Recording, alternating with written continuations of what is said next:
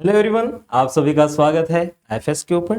तो आज मैं आपको बताने जा रहा हूँ कि एमएसक्यू, एमसीक्यू, एनएटी, ये जो तीनों टाइप के सवाल है, multiple choice question, multiple statement questions and numerical answer type, इन तीनों को छुड़ाने के अलग अलग मेथड्स होते हैं। राइट, तीनों को सॉल्व करने के अलग अलग मेथड्स होते हैं, अलग अलग तरीके होते हैं ना।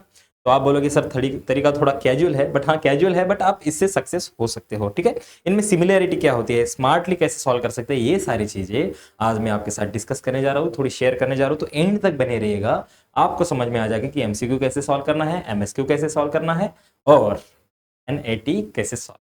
तो सबसे पहले देखते हैं कि एमएसक्यू कैसे सॉल्व करना है। एमएसक्यू क्या है? MSQ is a multiple choice question. आपको 4 ऑप्शन दिए जाएंगे, उनमें से एक ही ऑप्शन करेक्ट रहेगा। इसमें क्या करना है, सबसे पहले डायरेक्टली क्या करते हैं, बहुत सारे बच्चे ऑप्शन देख के ऑप्शन को ही ढूंढने लग जाते हैं, बट नहीं, पहले सवाल पढ़ो।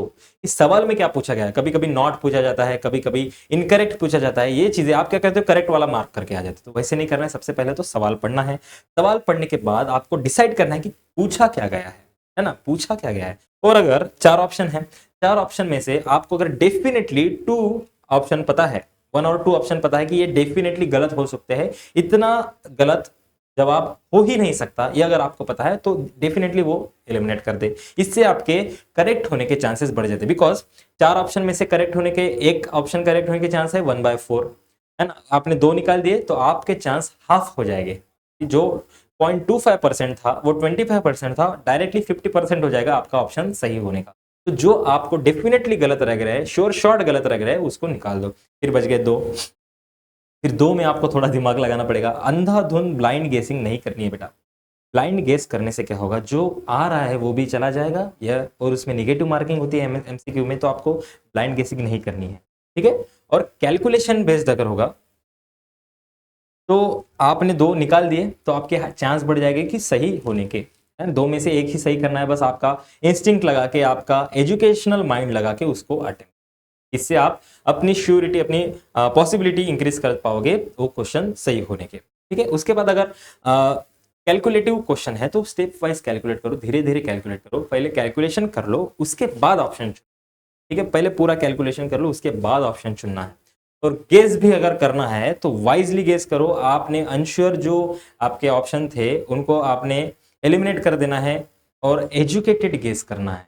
अंधाधुंध ब्लाइंडली इलिटरेट गेस नहीं करना है ना। अगर आपको इंफॉर्मेटिवली यही सही लग रहा है तभी उसको जाके, वो भी कब करना है, जब आपने 4 में से 2 ऑप्शंस एलिमिनेट कर चुके हैं तब करना है। और टाइम मैनेजमेंट ये बहुत इंपॉर्टेंट है। अगर आप उसी सवाल पे फंस गए तो जल्दी वहां से भाग जाना है, रुकना नहीं है वहां पे, बिकॉज टाइम लिमिटेड है इस एग्जाम में। टाइम के लिए आपको बहुत करना पड़ेगा बैलेंस। टाइम मैनेजमेंट बहुत इंपॉर्टेंट हो जाता है, उसको वेस्ट नहीं।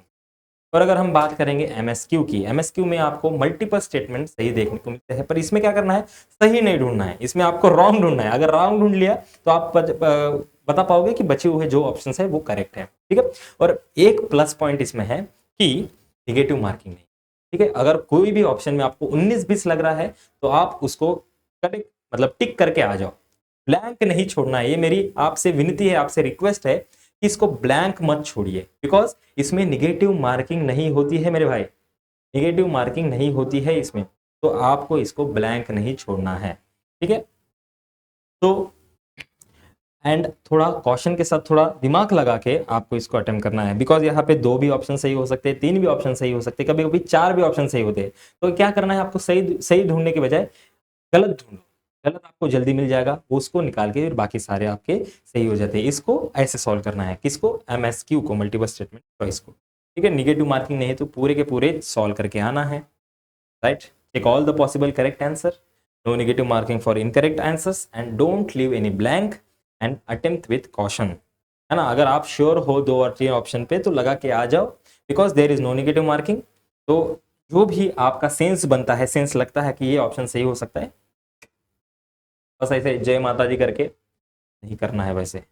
और अगर बात करते हैं न्यूमेरिकल्स की, न्यूमेरिकल आंसर टाइप्स की, तो यहाँ पे तो गेस वर्क आपका बिल्कुल ही नहीं चलेगा, बिकॉज अगर आंसर 6.52 है और आपने 65.2 लिखा, गलत। डेसिमल पॉइंट से भी आपका आंसर गलत हो जाता है। ठीक है, निगेटिव मार्किंग तो नहीं है, बट डेसिमल पॉइंट से भी आपका आंसर गलत हो जाता है। आपको गेस वर्क यहाँ तो चलेगा ही नहीं, आपको यहाँ पे बिल्कुल स्टेप वाइज फॉर्मूला लगा के प्रॉपरली इसका आंसर निकालना पड़ेगा। ठीक है, तो इसके लिए आपका accuracy is the key. Accuracy के बिना आपका कुछ नहीं होगा, बिकॉज एक्यूरेसी ही इंपॉर्टेंट हो जाती है। और एक्यूरेसी कब आएगी? Practice. Practice makes a man perfect.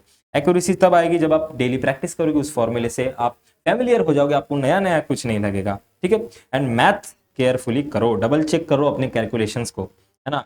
जब भी आंसर एंटर करते हो उससे पहले थोड़ा एक बार फिर से डबल चेक कर लेना, क्योंकि स्मॉल मिस्टेक्स भी आपके इनकरेक्ट आंसर दे देती है। बिकॉज मैंने कहा ना, डेसिमल पॉइंट्स से भी आपका आंसर गलत हो जाता है, तो अब वो अवॉइड करना है आपको। ठीक है, work through the problems, solve the problems finally, ensuring your follow all the steps in manner.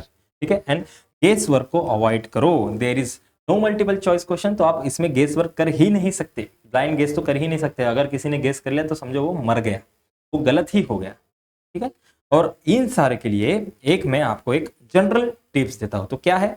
Practice regularly, obviously practice करना ही है आपको। पैटर्न के साथ, उस कंसेप्ट के साथ फैमिलियरिटी लाना है ना, मिस्टेक को रिड्यूस करना है और कॉन्फिडेंस को बूस्ट करना है। और ये सब कैसे होगा? प्रैक्टिस करने से। अगर आप प्रैक्टिस करोगे आपका कॉन्फिडेंस बूस्ट होगा, आपको रेगुलरिटी आएगी, फैमिलियरिटी आएगी। अगर किसी सवाल को आपने देख लिया तो आप ऐसा शॉक नहीं हो जाएंगे कि सर ये क्या है, ये क्या पढ़ रहा हूं मैं, ऐसे ऐसे सर पे हाथ नहीं रखोगे कि ये सब क्या पढ़ रहा हूं। और सबसे बेस्ट है टाइम मैनेजमेंट। आप अगर डेली मॉक टेस्ट दोगे, वीकली मॉक टेस्ट दोगे, तो आपका टाइम मैनेजमेंट बढ़ जाएगा। आप सेक्शन को टाइम में डिवाइड कर दो। 3 सेक्शन है, 3 1-1 घंटा दे दो सबको। 60 क्वेश्चन है, 60 क्वेश्चन आपको 1-1 घंटे में सॉल्व करने हैं। एंड टाइम मैनेजमेंट ये बहुत इंपॉर्टेंट हो जाता है, राइट। एक क्वेश्चन को इक्वल टाइम देना है। और उसके बाद की अगर हम बात करेंगे तो understand the syllabus. Understand the syllabus is the key, है ना। ये एक चाबी है आपके एग्जाम को क्वालिफाई करने की, बिकॉज आपको एक अंडरस्टैंडिंग हो जाती है कि कहाँ से सवाल पूछे जाते हैं, कहाँ से सवाल पूछे जाते हैं, कहाँ से सवाल बनते हैं। ये सब कैसे पता चलेगा? आपको सिलेबस पता होगा तब, आप फैमिलियर हो उस कंसेप्ट के लिए तब, जब आप रिवीजन करते हो तब आपको ये सारी बातें पता होती है। ठीक है, and obviously syllabus will help you out, focus on the relevant concept and concept during your preparation. Exactly मेरा कहना यही है, जो भी आपके सिलेबस है उनमें से जो फ्रीक्वेंटली आस्क्ड क्वेश्चन है करो, उसके बाद आपको पता चलेगा कौन से सवाल ज़्यादा पूछे जाते हैं, कौन सा सवाल ज़्यादा पूछे। तो इन सारे तरीके से आप एग्जाम में अपने रैंकिंग को बेटर कर सकते हो। ठीक है, और अगर कोई बच्चा 2026 को ये सारे टेक्निक्स सीखना चाहता है और इसको और इम्प्रूव करना चाहता है, तो हमने लाया है आपके लिए पाथवे बैच, जो आज से 28 अप्रैल 2025 से चालू हो चुका है।